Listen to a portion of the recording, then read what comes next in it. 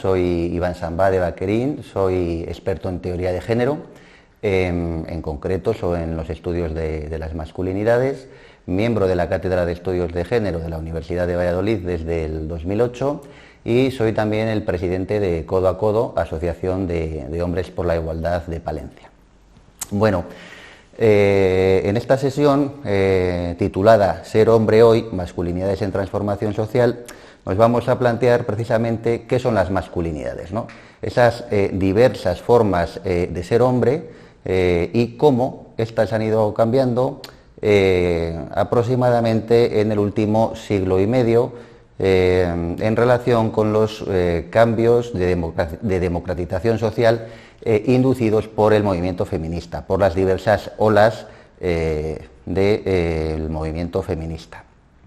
Para ello nos centraremos en un concepto, fundamentalmente en el concepto de masculinidad patriarcal. Analizaremos desde este concepto los cambios que se han producido en este siglo y medio y también intentaremos realizar o esbozar una propuesta de transformación de los hombres hacia masculinidades igualitarias. Bueno, en principio habría que definir qué es ser hombre. Parece que de una manera intuitiva todas las personas sabemos que los hombres son aquellas personas que se identifican por su sexo, es decir, que comparten unos caracteres sexuales primarios, unos caracteres sexuales secundarios, una cierta composición cromosómica y una relación entre sus diversas hormonas, fundamentalmente testosterona, estrógenos, similar. Es decir, que nos caracterizamos por un sexo objetivo. Ahora bien, parece que existen múltiples formas de ser hombre en función del contexto histórico, social, de la etnia, la religión o de la propia orientación sexual. Parece que existen múltiples masculinidades. Pero como anticipaba, en esta sesión nos vamos a centrar en un tipo concreto de masculinidades, en la masculinidad patriarcal, o en un tipo concreto de masculinidad. La masculinidad patriarcal, que por definición es aquella que es normativa en las sociedades patriarcales. Es decir, que aunque existen múltiples masculinidades, parece que en determinadas sociedades, en este caso en las patriarcales, hay una norma, una serie de estereotipos normativos y de roles acerca de cómo debe ser un hombre. Bueno, las sociedades patriarcales son aquellas en las que los puestos clave del poder, el poder económico, religioso, militar y político, están fundamentalmente en las manos de los hombres, de manera exclusiva o mayoritaria. En estas sociedades, los hombres hemos tenido tres exigencias fundamentales. El antropólogo David Gilmour las ha definido como la triple P, que son la provisión, la protección y la potencia sexual o la capacidad de preñar. Esta sería la masculinidad patriarcal y estas tres exigencias que experimentamos los hombres a lo largo de nuestra vida, en nuestro proceso de socialización, son el correlato de los privilegios y las libertades sociales que experimentamos los hombres en las sociedades patriarcales. Si nos centramos en la primera P, la provisión, podemos ver que los hombres hemos tenido esta exigencia de ganar el dinero, de traer el pan a casa, pero precisamente esto era así porque éramos quienes teníamos la posibilidad de tener un trabajo en la esfera social pública, de construir un proyecto de vida y, por lo tanto, de disfrutar de las libertades y los derechos de la esfera social pública.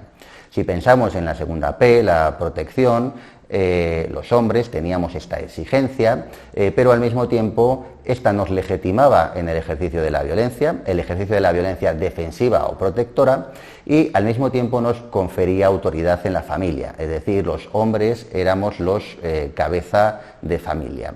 Y la última P sería la potencia sexual, una exigencia, la de ser el macho alfa, el macho hiperviril, pero por otro lado esta exigencia es la contrapartida de la doble moral sexual, es decir, del hecho de que hemos tenido mucha más libertad sexual y que nunca hemos sido estigmatizados socialmente por nuestros comportamientos sexuales como sí lo han sido las mujeres. Esta masculinidad patriarcal se corresponde con una estructura social de división sexual del trabajo, es decir, que a los hombres nos correspondía fundamentalmente el trabajo en la esfera social pública, a las mujeres les correspondía el trabajo fundamentalmente en la esfera social privada.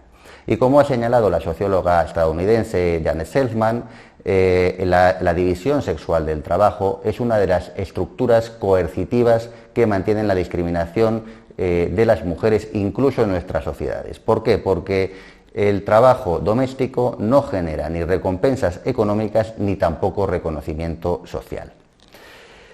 Además, la división sexual del trabajo ha ido acompañada históricamente en la cultura patriarcal de una ideología de la supremacía masculina, es decir, de la idea de que los hombres realizaban ciertos trabajos, como los trabajos políticos o los trabajos en la esfera social pública o los trabajos de defensa y protección, porque eran más aptos, es decir, superiores que las mujeres. Es la ideología que hoy en día conocemos en términos populares como machismo.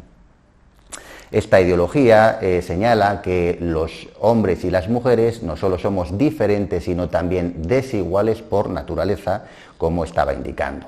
A los hombres se nos ha considerado más racionales, más fuertes, por lo que estaríamos naturalmente capacitados para el trabajo productivo y la permanencia en la esfera social pública, dentro de ella en la arena política.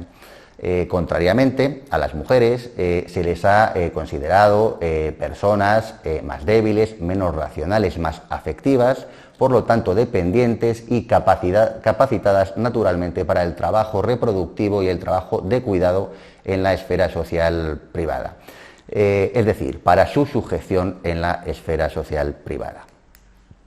Bueno, hoy en día la ideología machista está deslegitimada, es condenada públicamente en las sociedades occidentales, en nuestras sociedades democráticas. Ahora bien, ¿por qué? ¿Cómo se ha producido esta condena, esta deslegitimación del machismo?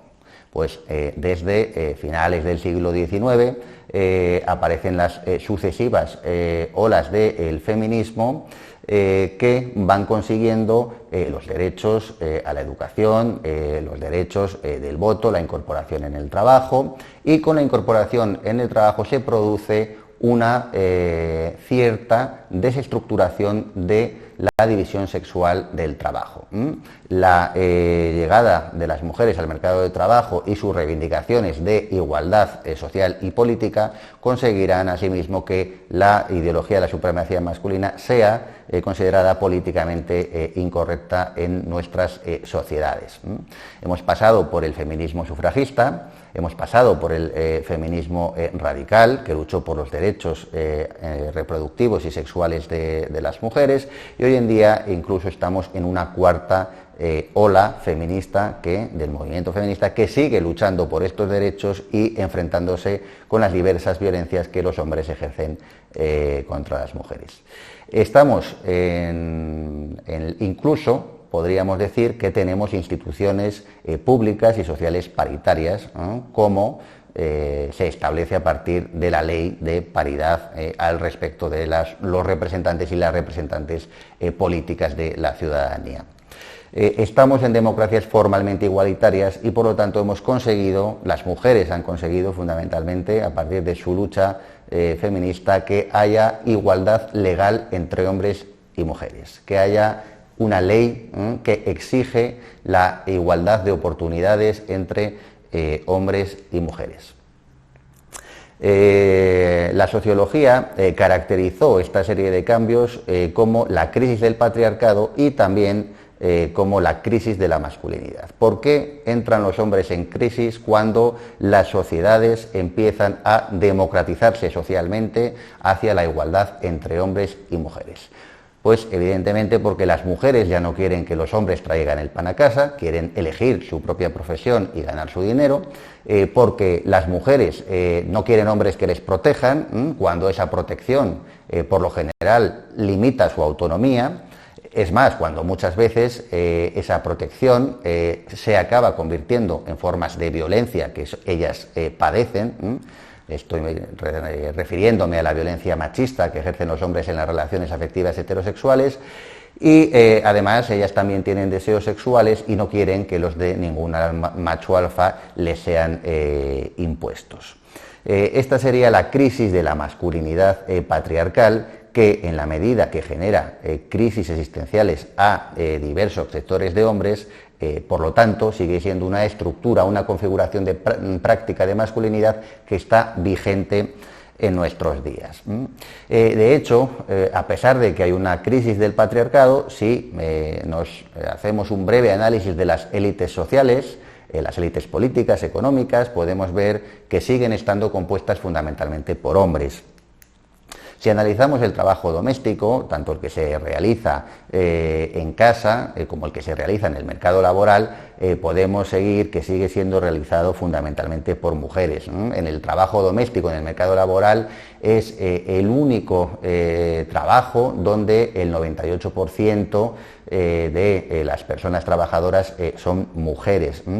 En el hogar tenemos datos, por ejemplo, tenemos este trabajo de María Jesús González y de Teresa Jurado, donde se analiza el tiempo, los minutos al día y a la semana que le dedican hombres y mujeres relativamente al cuidado y al trabajo doméstico, hombres y mujeres de parejas de doble ingreso, es decir, en los que trabajan tanto ellos como ellas, y se llega a la conclusión de que antes del nacimiento del primer hijo o hija, este tiempo es aproximadamente 3 veces mayor por parte de las mujeres. Después del nacimiento de la primera hija o hijo, llega a ser 5 y 6 veces superior. Es decir, sigue existiendo, a pesar de que las mujeres estén insertas en el mercado laboral, una mayor carga de trabajo doméstico para las mismas, lo cual ha sido denominado como el síndrome de la superwoman. Además, sabemos que existe discriminación salarial, ¿no? Una brecha salarial del 23%. Sabemos que las mujeres siguen experimentando dificultades para acceder y alcanzar determinadas posiciones de poder, tanto en las instituciones públicas como en las empresas privadas. Si volcamos nuestra mirada hacia los medios de comunicación de masas, podemos ver que el sujeto por excelencia, el sujeto del relato audiovisual compartido somos los hombres. Hay múltiples estudios, pero por ejemplo en los medios de comunicación, informativos de televisión y radio, que deberían de realizar una representación objetiva de la realidad, se aprecia que los hombres somos 3 veces más representados que las mujeres, siempre en noticias referidas a los ámbitos prestigiosos de la información, es decir, política, economía, deportes, mientras que las mujeres siguen siendo mencionadas por su estatus vicario, es decir, por su relación con otros hombres. Las películas, tanto las de Hollywood como las españolas, existen diversos estudios que muestran que el 90% de los protagonistas de las películas son hombres, incluso de las denominadas películas románticas, lo veremos un poco ahora más adelante. Este 90% de protagonistas hombres se corresponde con el hecho de que el 80 y tantos % de las direcciones de las películas las realizan directores y no directoras, así como que la producción suele tener un 80 y tantos % de productores frente al 17, 16, 15% de productoras. Si pensamos en la socialización de género, es decir, en el proceso social a través de del cual hombres y mujeres adquirimos nuestra identidad, en este caso los hombres la masculinidad, las mujeres la feminidad, podemos ver que se sigue perpetuando una socialización en la desigualdad. De hecho, os voy a mostrar algunos ejemplos. Tenemos aquí camisetas para bebés, y en la camiseta, que tiene un color azul, que por algún motivo está asociado ineludiblemente hacia las personas de sexo masculino, pone ser inteligente y cool y divertido como quiere mamá, mientras que a las mujeres se les sigue haciendo alusión a la idea de que deben de ser guapas y perfectas. Cuidado con la exigencia de la perfección, que además suele ser una perfección moral. Tú no puedes tener las mismas libertades que tiene tu hermano, que tienen los chicos, como quiere papá. Vemos además que los juegos a través de los cuales se adquieren las normas sociales con los que juegan niños y niñas son muy diferentes. Yo he tenido la suerte de dar muchos talleres de igualdad en educación primaria y los niños y las niñas tienen una conciencia de que la igualdad ya existe. Cuando tú a ellos les preguntas ¿sois iguales? ¿Ya tenéis las mismas oportunidades? Después de haberles introducido brevemente algunos de los conceptos de igualdad, ellos dicen que sí, que ya los niños y las niñas son iguales. Ahora bien, cuando les preguntas ¿y a qué juegos jugáis? ¿Y qué juguetes os regalan en Navidades? Pues podemos ver que a las niñas les regalan cocinitas y les regalan bebés, nenucos con los que se aprende a cuidar y hacer trabajo doméstico, y les regalan también otro tipo de muñecas, las Nancy, las Barbies, con las que aprenden pues qué camiseta va con qué pantalón, qué peinado va con qué maquillaje. Es decir, les enseñan a construir su mirada, les enseñan a construir su imagen para la mirada de otras personas, fundamentalmente para la mirada de los hombres o para la mirada social, que es una mirada androcéntrica, es decir, está sesgada por el gusto y los deseos de los hombres. Contrariamente, los niños te contaban que jugaban a múltiples juegos, juegos de construcción, juegos de habilidades espacio-temporales. Los juegos educativos hoy en día ya los comparten niños y niñas. Y fundamentalmente juegos de guerra, ¿no? Pistolas de balines incluso.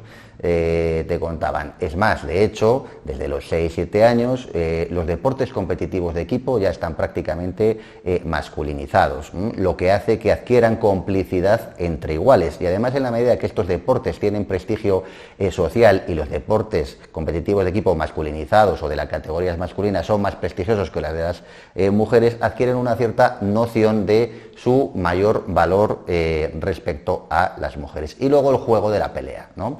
El juego de la pelea, donde los niños están aprendiendo a gestionar el miedo, la ansiedad que produce un enfrentamiento físico y que produce ejercer violencia. Es decir, donde estamos siendo preparados para ejercer violencia. Estamos siendo preparados, como señaló Kate Millett ya en 1969, para tanto social como psicológicamente para el ejercicio de la violencia.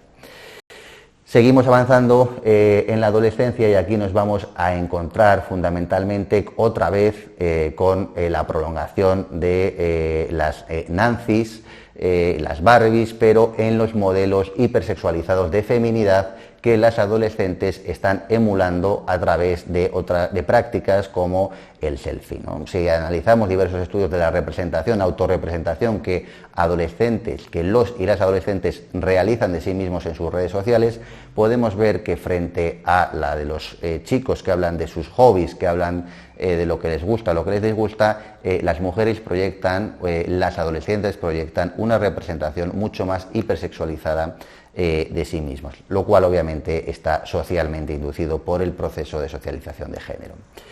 Pero, como podemos ver en esta imagen, también existe una cierta sexualización de la masculinidad. Yo me preguntaría, ¿son equivalentes estas imágenes? Y rápidamente respondería que no, que el modelo de belleza masculino sigue siendo el modelo del héroe guerrero, un modelo que deviene una cierta construcción física, pero que además, como habíamos señalado, legitima en el ejercicio de la violencia defensiva, fundamentalmente. Además, seguimos siendo educados hombres y mujeres en la idea del amor romántico a partir de la infancia, a través de los cuentos infantiles, ¿no? La factoría Disney nos ha proporcionado multitud de ellos y en estos cuentos se basan en sociedades donde había una marcada supremacía social masculina, así que los hombres, los príncipes, son los sujetos del relato, es decir, son los que salen a la batalla, vencen a los malos, salvan el reino y al final tienen una compensación y un regalo. Tienen un objeto que es esa princesa que ha sido definida como un ser maravilloso, pero que no tiene autonomía, que no puede decidir nada, puesto que el amor es el objetivo de su vida. De hecho, tenemos cuentos como La Bella Durmiente, en donde el príncipe la despierta con un beso. Es decir, donde despierta con un beso a una mujer dormida, en lo que la tipificación legal diría que es una práctica de abuso sexual o acoso sexual. Si seguimos, podemos tener ejemplos mucho más contemporáneos. Por ejemplo, tenemos Pretty Woman, ¿no? Una película donde se banaliza la prostitución. Sabemos hoy en día que hay 32 millones de mujeres explotadas sexualmente en el mundo. Tenemos películas como Crepúsculo, ¿no? Donde ella arriesga su vida por el amor para seducir al vampiro. Arriesgar la vida por amor, ¿no? Porque el mensaje que se sigue mandando a las mujeres a través de películas como esta es que lo más importante para una mujer es el amor. Ya hemos visto que para los hombres no, que tenemos muchas más actividades. Películas como 3 metros sobre el cielo, donde se representa positivamente a un maltratador machista. Es decir, si vemos esta película, podemos saber de dos formas cómo es un maltratador machista. Una viendo esta película y otra leyendo el manual para mujeres maltratadas de Ana Álvarez. Es más, si hacemos las dos cosas al mismo tiempo podemos tenerlo mucho más claro, porque el protagonista de esta película desarrolla toda una serie de conductas de coacción, de acceso al cuerpo de la otra persona sin su consentimiento, de allanamiento de morada, de chantaje emocional, que además son representadas positivamente en tanto que acaba consiguiendo el amor de la persona a la que coacciona. Es decir, se sigue induciendo a los jóvenes esta idea de que a las chicas cuanto más caña se les mete, mejor, más te quieren. Y tenemos películas como 50 sombras de Grey, donde se erotiza la sexualidad violenta y donde evidentemente el protagonista es la persona que tiene el conocimiento, la persona más racional, más experimentada, que inicia a la protagonista femenina. Esto se corresponderá con toda una redefinición de la masculinidad, de la cual hablaremos ahora mismo. Fijaros en esta diapositiva: a tu novia protégela como si fuera tu hija, ámala como si fuera tu esposa y respétala como si fuera tu madre. Sacada de Google en Internet cuando pones amor romántico. A tu novia protégela como si fuera tu hija, es decir, estableciendo una relación jerárquica, porque la relación entre un padre y una hija es jerárquica, y donde la protección también te da derecho a la sanción, y a la represión y a la coacción cuando entiendes que tu novia no ha hecho aquello que debía hacer. Es decir, una clara legitimación por parte de la sociedad hacia los hombres en el control de sus parejas. Y tenemos esta otra imagen, que es una imagen que representa lo que ya todos los niños saben con 10 años, como he podido comprobar en los cursos de educación en igualdad en primaria, y es que ellos tienen derecho a acceder al cuerpo de las mujeres, que tienen derecho a acceder al cuerpo de las mujeres y a cumplir en el mismo sus deseos. El cachete en el culete es un juego, es una broma, pero que no lo es realmente, sino que significa este derecho sexual patriarcal, este derecho al acceso, obviamente no legítimo, pero derecho que la cultura sexista les entrega. Estamos en democracias formalmente igualitarias, pero como ha señalado Amelia Valcárcel, en estas democracias lo que se produce es una ficción social de igualdad por debajo de la cual se están reproduciendo formas sexistas de masculinidad y de feminidad, y por lo tanto se está reproduciendo la discriminación social de las mujeres. Es más, filósofas como Alicia Puleo han señalado que se está produciendo una contrarreforma patriarcal a partir de la alianza entre la sociedad capitalista, la sociedad de consumo, la industria del sexo y otras formas culturales conservadoras. Por lo tanto, podríamos llegar a la conclusión, a una primera conclusión, y es que frente a la igualdad los hombres hemos ejercido múltiples formas de resistencia. Ahora evaluaremos algunas de ellas. La primera son los conocidos micromachismos, concepto acuñado por Luis Bonino para referirse a las estrategias que realizan hombres que ni se consideran machistas ni lo son considerados por su entorno en el seno de la relación de pareja heterosexual para mantener sus privilegios. Bueno, existen múltiples, ¿no? Los chistes machistas, quién tiene el mando de la televisión en casa, el mansplaining, es decir, ese arrogarse la voz de la razón para explicar las cosas, espera que te lo explico yo, que tú no sabes cómo es, el manspreading, es decir, ocupar mucho más espacio que las mujeres, mucho más espacio en los entornos físicos y sociales, los escaqueos masculinos, los hombres ya no dicen no, yo no friego, ni plancho, ni porque eso son cosas de mujeres. Los hombres ahora decimos, venga, Cari, que a ti se te da mucho mejor, que tú lo dejas, fantástico. Venga, anda, está llorando el niño y contigo, es que si me levanto yo no pegamos ojos en toda la noche, ¿no? Bueno, estos serían los micromachismos.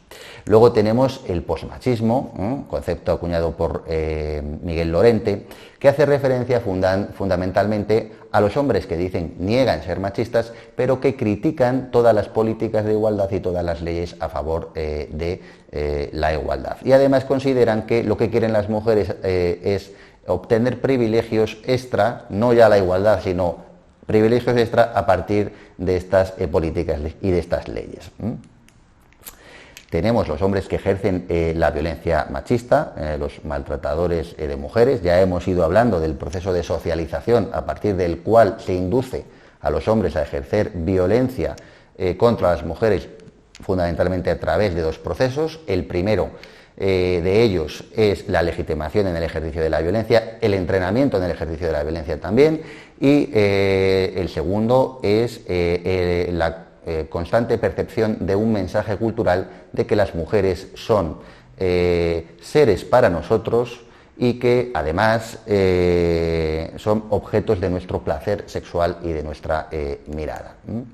Tenemos que tener en cuenta, por ejemplo, que los datos de violencia sexual hacia los y las menores indican que los hombres son en el 90 y tantos % de los casos también los delincuentes que ejercen tales atrocidades, que tenemos también en la violencia doméstica, ¿no? En España están siempre diciendo que o hay determinados sectores, incluso partidos políticos, que señalan que no debería hablarse de violencia de género, que se ha definido legalmente a partir de la Ley 1/2004 como la violencia que ejercen los hombres contra las mujeres por el hecho de ser mujeres, no solo por el hecho de ser mujeres, sino por los atributos sociales que se les concede a las mujeres a partir de la cultura machista. Y algunos sectores conservadores y partidos políticos se empeñan en decir que no hay violencia de género, que debería hablarse de violencia doméstica, pero lo cierto es que cuando vemos las estadísticas de violencia doméstica, en la violencia doméstica también los hombres son los agresores en el 80% de los casos. Es decir, es violencia que ejercen hombres contra sus padres, hombres contra sus hijos, hombres contra sus hermanos, etcétera, etcétera. Tenemos la violencia sexual, que se está incrementando desde 2016. De hecho, tenemos que no solo se está incrementando la violencia sexual, sino que también se ha incrementado la violencia sexual en grupo, las conocidas manadas. Y esto tiene que ver con toda esa redefinición de la masculinidad a la cual nos referíamos hace unos minutos. Es decir, los hombres ya no se pueden identificar con el modelo patriarcal a través de la P de la protección, tampoco a través de la P de la provisión, pero sí a partir de la P de la potencia sexual o de la hipervirilidad. La pornografía, a través de su comercialización o difusión libre en Internet, se ha convertido en un fenómeno de masas, y estudios como el de Mónica Lario ponen de manifiesto que la pornografía es un extenso registro didáctico de violencia contra las mujeres. Mónica Lario analiza las webs de pornografías con sus títulos babosas, guarras, cerdas, .com, que obviamente son todos misóginos, con las categorías de los vídeos: sexo duro, sexo violento, bucaque, tetonas, tetas pequeñas, zorras, madre a la que me follaría. Es decir, todas las categorías de los vídeos también son misóginas y violentas, y violencia hacia las mujeres. De hecho, los vídeos más vistos son los vídeos más violentos. Eso es información que dan las propias páginas pornográficas. Títulos: hermanastro se aprovecha de su hermana pequeña, padrastro se coge a la hija y a sus amigas. es decir, tenemos aquí una erotización de la pedofilia y de la violencia sexual pedófila. Adolescente se despierta con el pene de su hermano en la boca. Más de lo mismo. Madre e hija pilladas y folladas por robar. Castigo sexual, erotización del castigo sexual. Chicos venden a sus novias a extraños como prostitutas. Erotización de la trata de mujeres con fines de explotación sexual. Sabemos ya que la pornografía tiene graves consecuencias, que los y las menores están accediendo a ella a una media de 11 años, que los menores la ven en una proporción mayor que las menores, es decir, suelen ser un 70% de los niños y los adolescentes los que visibilizan, visionan la pornografía, frente a un 30 y tantos por ciento de las menores y las adolescentes, y mujeres y hombres también. Y se sabe, entre otras cosas, que una de sus consecuencias es que induce la creencia en los hombres de que efectivamente las mujeres desean ser violadas y que disfrutan con la violencia sexual. Entre otros estudios podemos mencionar el estudio dirigido por Elisabeth Odone Paolucci.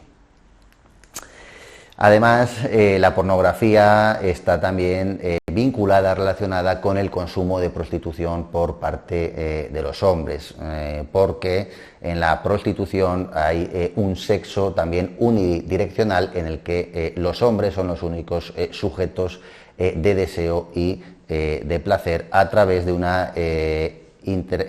intercambio de dinero, pero que no es un intercambio legítimo comercial, puesto que sabemos que, como mencionábamos antes, la mayoría de las mujeres en situación de prostitución, el 95% aproximadamente, son tratadas con fines de explotación sexual. Los estudios señalan que de cada 10 hombres, 4 reconocen haber asistido a un espacio prostitucional, ¿no? Si 4 lo reconocen, es que de cada 10, 7 probablemente han estado en espacios prostitucionales.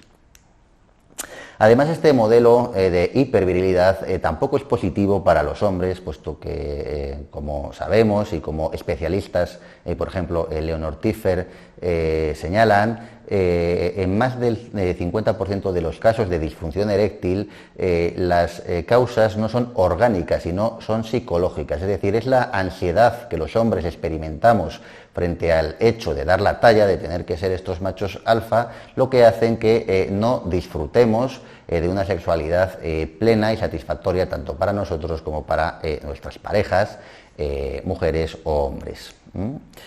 De hecho, no solo la sexualidad, sino que la masculinidad patriarcal en sí, en conjunto, no solo es injusta para las mujeres, sino que es empobrecedora para los hombres. Nos hace, en términos generales, más infelices y nos conecta con la conducta antisocial.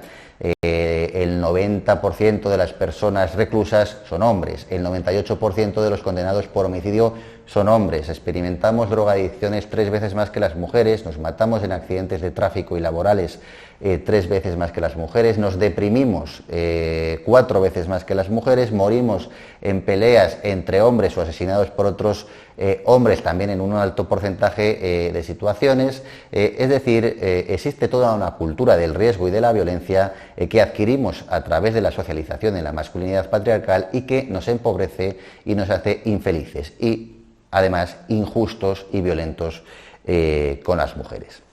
Por este motivo, desde hace años hay en España y en el mundo asociaciones de hombres por la igualdad o asociaciones de hombres profeministas, es decir, hombres que están a favor de la igualdad entre hombres y mujeres, hombres que están a favor de las políticas feministas, de las políticas de igualdad. Bueno, la primera y más conocida fue la White Ribbon Campaign, campaña internacional del lazo blanco, que se basa en la denuncia pública de la violencia contra las mujeres, como una forma no solo de denunciar que es algo injusto, sino también de mostrar a los maltratadores machistas que los hombres, el resto de los hombres, no somos cómplices de sus injustas creencias y convicciones sobre las mujeres.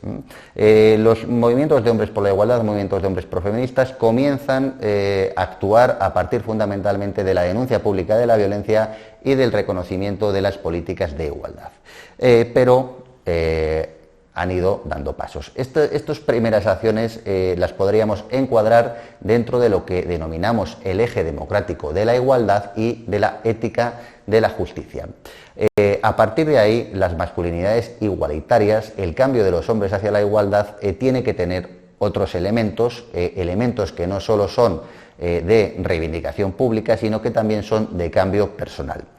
La propuesta de los grupos de hombres por la igualdad es el de una masculinidad corresponsable, es decir, una masculinidad que comparte equitativamente el trabajo doméstico con las mujeres, el trabajo doméstico y el trabajo de cuidado, puesto que solo de este modo se puede impedir que las mujeres tengan más cargas laborales que los hombres y que no accedan al mercado laboral en una situación de discriminación.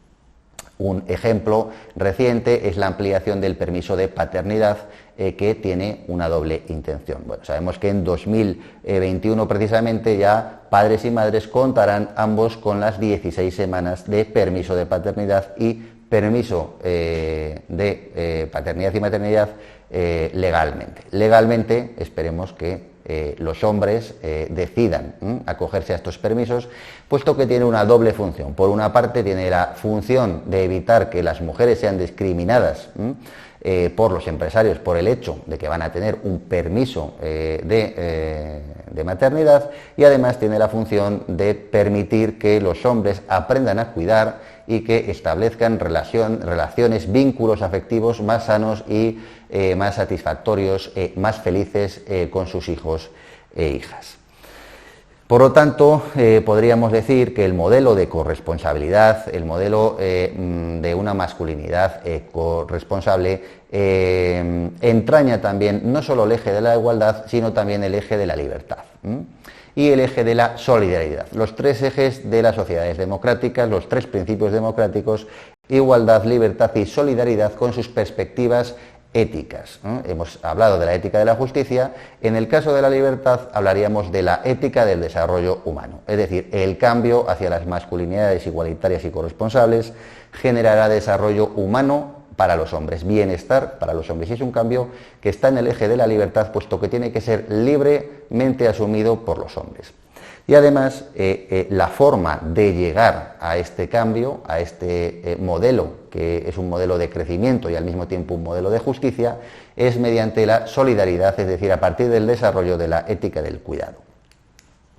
Os voy a presentar unas fotografías que mi asociación, Codo a Codo, realizó dentro de un programa que se llamó Nuevos Hombres para un Nuevo Siglo, y estas fotografías nos dan una cierta idea de cuál es el camino para el cambio, de cuál es el camino hacia la igualdad. Aquí podemos ver a un padre cuidando de su hijo recién nacido, y yo siempre digo que se ve que es un padre corresponsable, no por la expresión del padre, ¿no?, que podría ser fingida, no lo es, sino por la expresión del niño que está siendo cambiado, donde podemos percibir, a partir de la conexión que hay entre los dos, que efectivamente hay un vínculo afectivo sólido entre ambos, ¿no? Luego tenemos fotos como esta, en la que un padre está limpiando el inodoro y enseñando a su hijo que hay que limpiar los inodoros, los baños, puesto que eso, aunque son tareas desagradables, son necesarias para una vida saludable. Además, fotos como esta que nos enseñan que estas acciones no solo deben realizarse, sino que además deben ser visibilizadas. Es decir, los hombres tenemos que mostrar socialmente que también nos encargamos del trabajo doméstico y del trabajo del cuidado. De ahí esta foto de un hombre tendiendo la ropa en el patio de vecinos. Fotos de padres educando en la responsabilidad afectivo-sexual y profiláctica a sus hijos, fotos de nuevos modelos de familias, de hombres gay, que tienen el mismo derecho que las familias heterosexuales a ser visibles socialmente y a no ser juzgados por su orientación sexual. Fotos como esta, que es una de las fotos que más me gusta, porque muestra que los hombres debemos de mostrar, valga la redundancia, nuestra emotividad, nuestra afectividad y nuestra vulnerabilidad. En este caso tenemos a un padre llorando junto a su hijo que le está dando un cuidado, que le está dando cariño. ¿Por qué es especialmente significativa esta foto? Precisamente porque la masculinidad patriarcal se ha construido a partir de la negación de la vulnerabilidad de los hombres, de la cual emana, de cuya negación emana la cultura del riesgo y la cultura de la violencia. Es a partir del reconocimiento de la vulnerabilidad de otras personas y de la nuestra propia cuando surge el sentimiento de empatía, y el sentimiento de empatía es el sentimiento que nos incita a cuidar a otras personas. Y si sabemos que, de hecho, dentro de lo que es la masculinidad patriarcal, muchas veces hemos hablado de la independencia de los hombres, pero la independencia de los hombres es una ficción, porque siempre han tenido mujeres que se encargaban del trabajo doméstico y de su cuidado, no solo material, sino también afectivo, y además porque nadie, ninguna persona puede ser independiente. Las personas podemos ser autónomas, es decir, podemos elegir en nuestras circunstancias sociales cuál es el camino que queremos desarrollar, pero no somos independientes, sino precisamente interdependientes, es decir, crecemos en contextos sociales y necesitamos de la sociedad para desarrollarnos y del afecto y del cuidado para tener una identidad y una personalidad saludable y segura.